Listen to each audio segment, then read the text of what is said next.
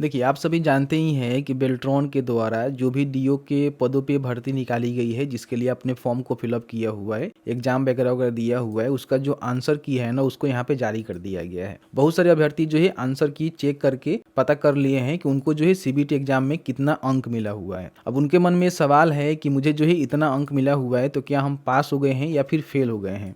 इसके साथ ही साथ इसका जो कटअप है वो कितना जाता है, और ये भी बताने की हम कोशिश करेंगे कि आपका जो मेरिट बनता है, जैसे कि इसमें क्या होता है कि मेरिट बनाकर आपका जो है पैनल तैयार किया जाता है, और उसी पैनल में से जब भी भर्ती विभाग मांगती है तो कराई जाती है। तो पैनल जो है किस पे बनता है, सीबीटी एग्जाम पे बनता है या फिर जो आपका टाइपिंग होता है उसके बिहाफ पे बनता है, सभी जानकारी हमने इस वीडियो में कवर करने की कोशिश किया हुआ है।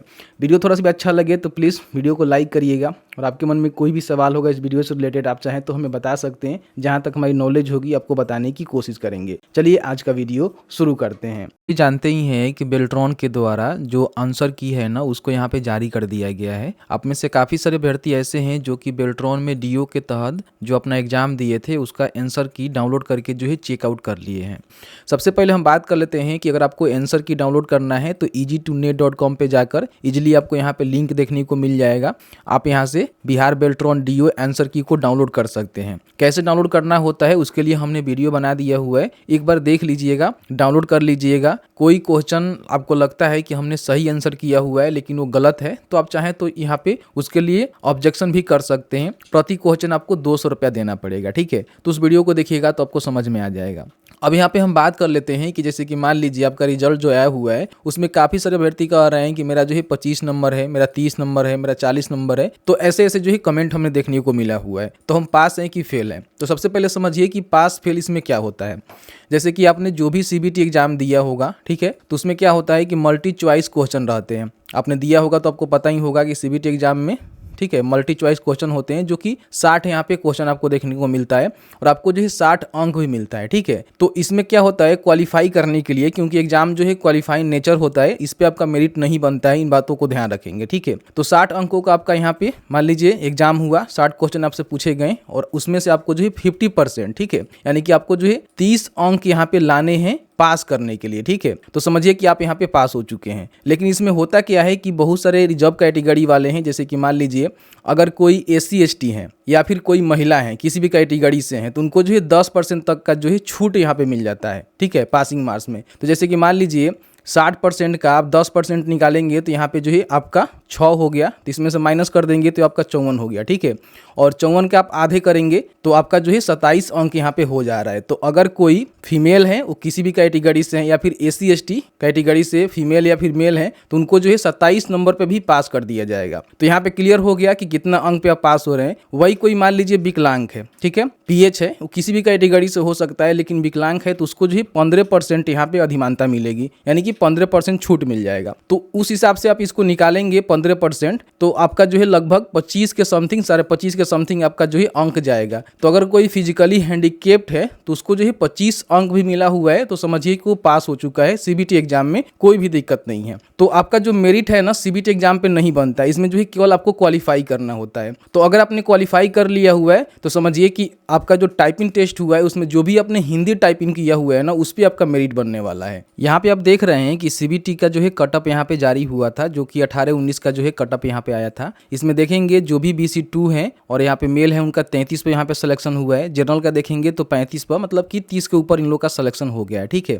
वही यहाँ पे देखेंगे कोई SC है, ठीक है, और मेल है तो उसका जो है 27 पर भी सिलेक्शन हुआ है। तो इस तरह से आप चेकआउट कर सकते हैं, देख सकते हैं, ठीक है। अब यहाँ पे मान लीजिए आपको पता चल गया कि अब पास हैं कि फेल हैं। हालांकि इसके बाद जब रिजल्ट आएगा तो उसको भी आप चेकआउट कर सकते हैं। आंसर की पे जो है पूरी तरह से आप भरोसा नहीं कर सकते हैं। जब आपका रिजल्ट आएगा उस समय आपको चेक कर लेना है, ठीक है। तो पास और फेल का जो क्राइटेरिया है आपको पता चल गया कि आप पास हैं कि फेल हैं। अब यहाँ पे हम बात कर लेते हैं कि आपका जो मेरिट है ना वो किस तरह से बनने वाले हैं। देखिए, मेरिट के रिगार्डिंग उन्होंने बताया हुआ है कि जो भी आपने टाइपिंग किया हुआ है, अब टाइपिंग से रिगार्डिंग हमको सबसे पहले जानकारी दे देते हैं कि टाइपिंग में आप पास हैं कि फेल हैं वो कैसे पता करेंगे, ठीक है। देखिए, बताया गया है कि तो अगर वो हिंदी में करते हैं तो उनका जो है 25 वर्ड पर मिनट से कम नहीं होनी चाहिए टाइपिंग स्पीड। अगर इससे कम है तो समझिए कि आप फेल कर चुके हैं, आपका कोई भी पैनल नहीं बनेगा। और हिंदी की अंग्रेजी की हम बात करें तो 30 वर्ड पर मिनट, ठीक है, ये आपका होनी चाहिए, कम से कम होनी चाहिए। इससे अधिक आप जितना भी किए हैं वो आपके लिए बेहतर रहेगा रिजल्ट बनने में, मेरिट बनने में, ठीक है। तो ये आपका जो है कम से कम टाइपिंग स्पीड है, इतना आपको कंप्लीट करना ही करना है। अगर आपने कर लिया हुआ है तो समझिए कि आप यहाँ पे पास है। और इसके आगे आपने जो भी एक्यूरेसी किया हुआ है, जैसे कि मान लीजिए बहुत सारे लोग ऐसे हैं जो कि टाइपिंग तो स्पीड करते हैं लेकिन कहीं ना कहीं एक्यूरेसी सही नहीं रहता है, तो फिर उनको अंक नहीं मिल पाते हैं। तो एक्यूरेसी भी आपका सही है, टाइपिंग स्पीड भी आपका सही है। तो इसमें से आपने जो भी हिंदी टाइपिंग किया हुआ है, देखिए यहाँ पे मेंशन किया गया है कि जो भी आपने हिंदी टाइपिंग किया हुआ है उसके जो भी अंक मिलेगा ना, उस पे ही मेघा सूची आधारित पैनल बनाई जाएगी। अब बहुत सारे लोग कहेंगे कि पैनल क्या होता है। देखिए, जो भी कैंडिडेट क्वालिफाई करेंगे सीबीटी एग्जाम और जो अपना टाइपिंग दिए हुए हैं, तो टाइपिंग भी स्पीड यहाँ पे क्वालिफाई कर लेते हैं, तो उसमें जो हिंदी टाइपिंग है उसमें जिनका सबसे अच्छा टाइपिंग स्पीड होगा, एक्यूरेसी होगा, उनको जो है ऊपर सबसे रखे जाएंगे। जब पैनल बनेगा, एक लिस्ट बनेगा, तो उसमें जो है ऊपर रखे जाएंगे और इस तरह से जो भी अभ्यर्थी हैं उन लोगों का जो है क्रम संख्या रखा जाएगा। जो सबसे अच्छा परफॉर्मेंस किया हुआ है उसको फर्स्ट में रखा जाएगा, उसके बाद सेकेंड में, थर्ड में, इस तरह से रखे जाएंगे, ठीक है।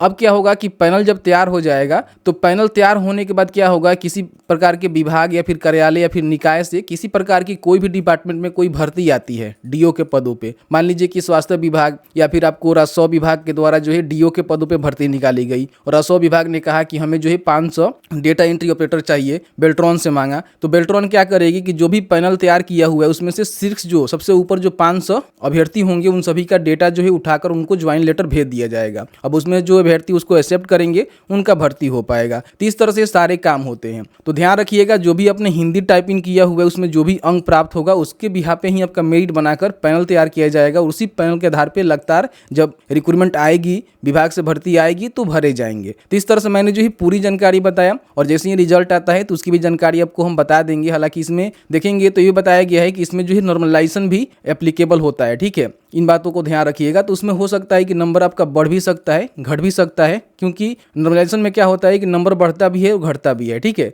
जैसे कि आपने देखा कि मैंने जो है पूरी जानकारी आपको बताया, बेल्ट्रॉन डीओ के पदों पे जो आंसर की जारी की गई है उसमें आपका कितना अंक है तो आप समझ सकते हैं कि आप पास हो चुके हैं और कितना अंक है तो आप समझ सकते हैं कि आप फेल हो चुके हैं। तो इस तरह से अपना जो है जानकारी को चेकआउट कर लेना है। बाकी इसका जो रिजल्ट है उसकी आने के आपको जो है वेट करना है, क्योंकि रिजल्ट आने के बाद जो है क्लियर पता चलेगा कि आपको जो है कितना अंक मिला हुआ है, क्योंकि ये तो आपका आंसर की है, इसमें नंबर जो है घट भी सकते हैं, बढ़ भी सकते हैं, ठीक है। तो जैसे ही रिजल्ट आता है तो उसकी भी जानकारी आपको बता देंगे किस तरह चेक करना है। बाकी मैंने सभी जानकारी बताया हुआ है। वीडियो थोड़ा सा भी अच्छा लगा है तो प्लीज़ वीडियो को लाइक जरूर करेंगे। वीडियो देखने के लिए बहुत बहुत धन्यवाद।